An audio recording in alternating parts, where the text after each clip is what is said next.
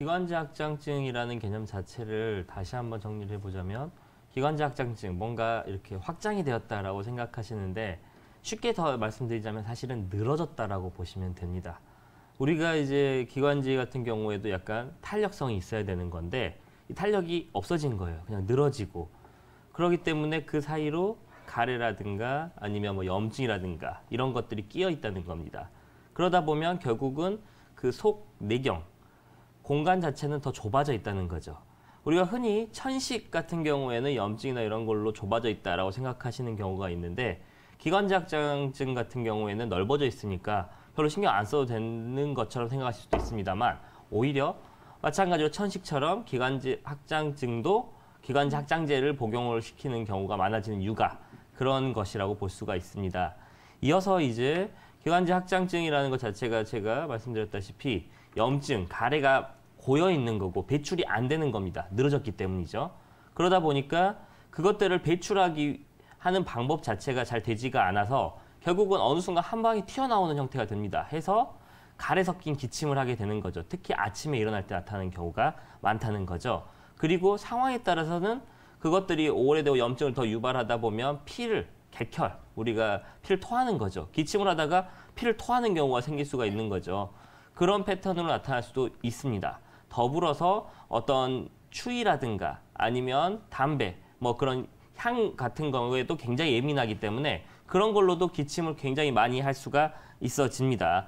뭐 한방에서는 어쨌든 양방에서는 치료 자체를 결국은 치료 자체가 되지 않기 때문에 엄밀히 말하면 다 낫지 않는다는 거죠. 낫지 않기 때문에 기관지 확장제 처방을 하고 가래가 덜 생기게끔 진해 거담제 가열들을 처방을 하고 이런 식으로 계속 해보지만 결국은 낫지 않고 조금 더 내성이 생기면서 가다 보면은 더 반응도가 없는 거죠. 기관지 확장제를 먹어도. 그래서 이제 한의원에 내원하시는 경우들이 생기는 경우가 많습니다.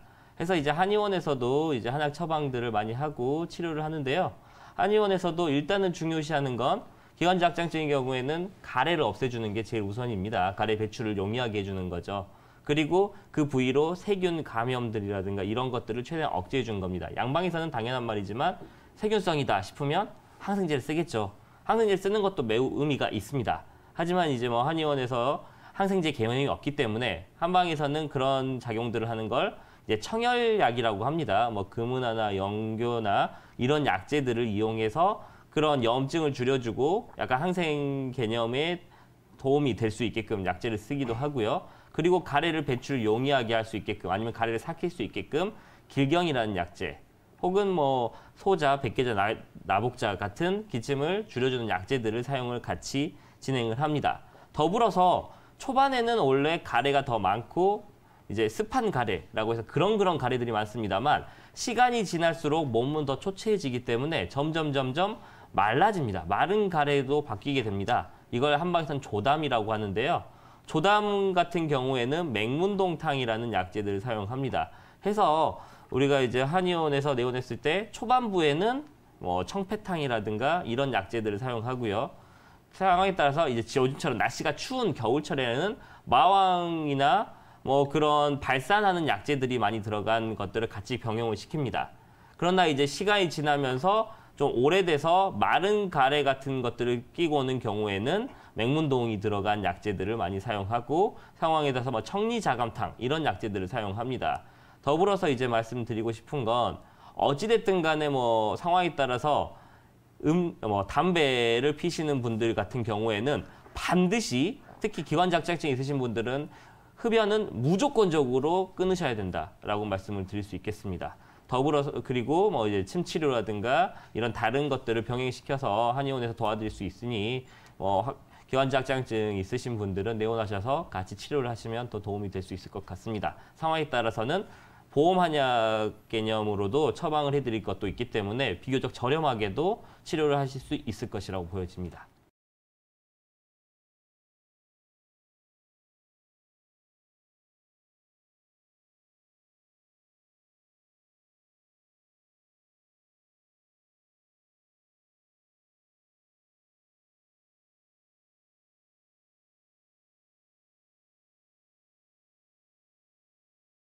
예, 환자분께서 이제 기관지 확장증에 대해서 이제 문의를 주셨습니다. 상당히 좀 괴롭고 좀 힘드실 것 같으신데요.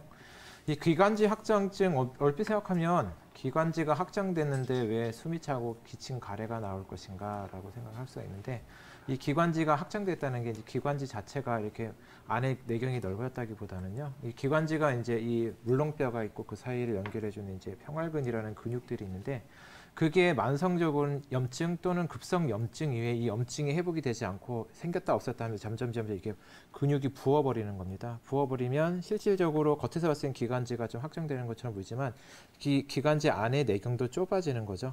좁아지면서 그 안에 농이라든가 가래 같은 거 있죠. 그런 게 이제 꽉 차다 보니까 숨 쉬는 게 힘들어지는 거죠. 숨이 쌕쌕거리고 세워진다든가 숨 쉬는 게 좀 답답하다든가 이런 증상이 생기면서 기침. 근데 기침 자체의 특징이 가래를 많이 동반하는 기침입니다. 그냥 기침이 이런 기침이 아니라 쿨럭쿨럭 하면서 이 농이 좀 짙은 이런 가래를 이제 동반하는 기침을 하게 되고 가래 기침을 이제 뱉어내겠죠. 그 다음에 이제 좀 심한 경우에는 이제 약간 피가 묻은 이런 가래도 뱉어질 수 있을 정도의 증상입니다. 이거의 특징은 뭐 밤이라든가 이제 뭐 낮에보다는 이제 아침에 일어났을 때 기상시에 가래가 잔뜩 묻어 있는 쿨룩쿨룩하는 기침을 좀 많이 한다.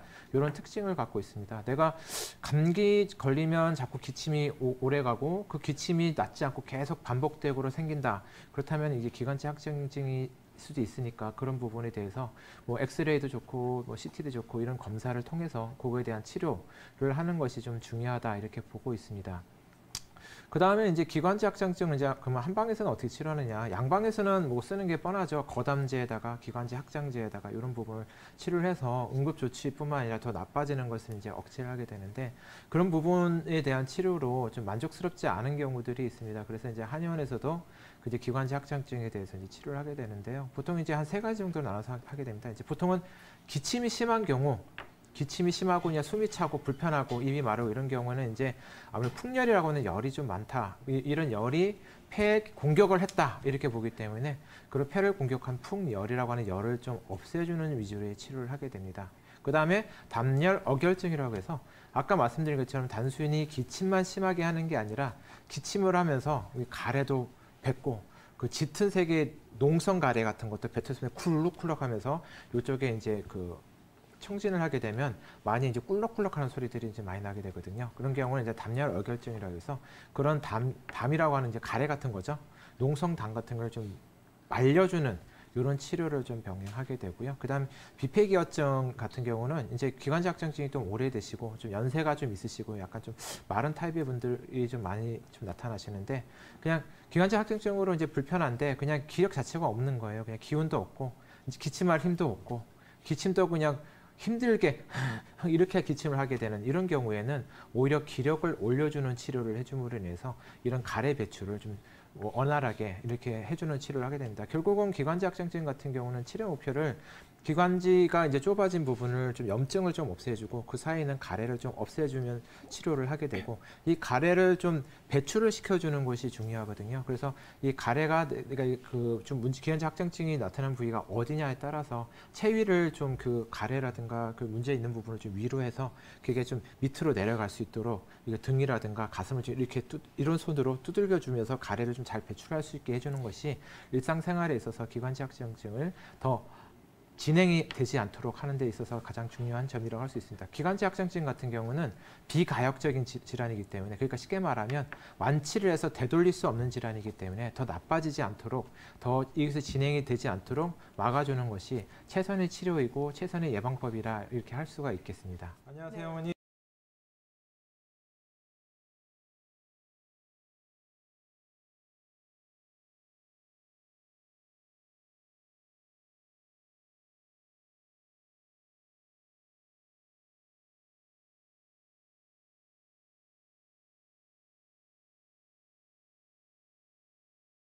앞선 원장님들이 그 대체적으로 다 말씀을 해주셨고요. 저는 이제 앞에 나온 내용들을 토대로 해서 조금 더 세밀하게 이야기를 해볼까 합니다. 이제 첫 번째는 환자분께서 비염 수술 경력이 있다고 하셨는데 이제 일반적으로 우리가 비염 수술이라고 하면 코 안이 이제 부어서 붓거나 혹은 이 비중격이라고 부르는 이 가운데 있는 연골이 한쪽으로 휘게 되거나 하는 양상을 치료를 하는 것을 의미를 합니다. 이게 이 비염 수술이 1회나 2회 정도 시술을 했음에도 불구하고 이제 반복적으로 이 빈집경 망곡이 일어나게 되는 경우에는 대체적으로 전신적인 구조적인 문제가 있는 경우가 많습니다. 따라서 이 상부 경추나 혹은 이제 골반이나 이 전체적인 어떤 이 골격상의 밸런스를 조절을 하는 게 1차적으로 도움이 될 거고요. 그게 아마 기관지 확장증의 천식에도 상당히 유의미하게 도움을 줄 수가 있을 겁니다. 일반적으로 이제 천식이나 기관지 확장증을 만성적으로 갖고 계신 분들의 경우에는 자세 자체 틀어지고 이